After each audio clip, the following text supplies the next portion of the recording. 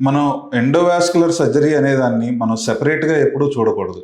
Surgery, open surgery and endovascular surgery అనేవి 2 options మాకు as a vascular సర్జన్గా మాకు 2 options ఉన్నాయి. ఒక పేషెంట్ వచ్చారు అంటే వాళ్ళకి కరెక్ట్ పద్ధతుల్లో వయసుకి, ఆయనకున్న కాంప్లికేషన్స్కి, తర్వాత ఆ ఉన్న డిసీజ్కి మనం ఏ పద్ధతిలో చేస్తే మంచిది అనే ఉండే ఆప్షన్స్ అనమాట.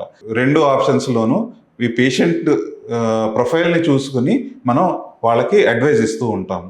ఎండోవాస్కులర్ సర్జరీ అనగా మనం చిన్న నీడిల్ ద్వారా రక్తనాళాల్లో హోల్ పెట్టి ఆ హోల్ ద్వారా వైరస్ పంపించి ఎక్కడైతే బ్లాకేజ్ ఉందో దాన్ని బెలూన్ ద్వారా ఓపెన్ చేయటం, దాన్ని స్టెంట్ వేయటం, తద్వారా మనం కాలికి కానీ రక్త ప్రసారం పెంచడం, దాన్ని ఎండోవాస్కులర్ సర్జరీ అంటాము. ఎండోవాస్కులర్ సర్జరీ ఓపెన్ వాస్కులర్ సర్జరీకి కంపేర్ చేసుకుంటే మనకి ఎండోవాస్కులర్ సర్జరీ ద్వారా పేషెంట్ రికవరీ చాలా ఫాస్ట్గా ఉంటుంది.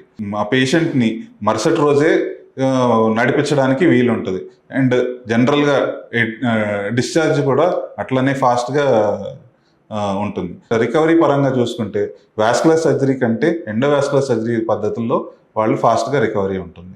మెడ్ ప్లస్ లో అదే మెడిసిన్, అదే క్వాలిటీ, మార్కెటింగ్, డిస్ట్రిబ్యూషన్, ఇంకోటి అంటూ వీళ్ళకి అదనపు ఛార్జీలు ఉండవు. అందువల్లే 50 to 80% డిస్కౌంట్ లో మనకు అందిస్తున్నారు.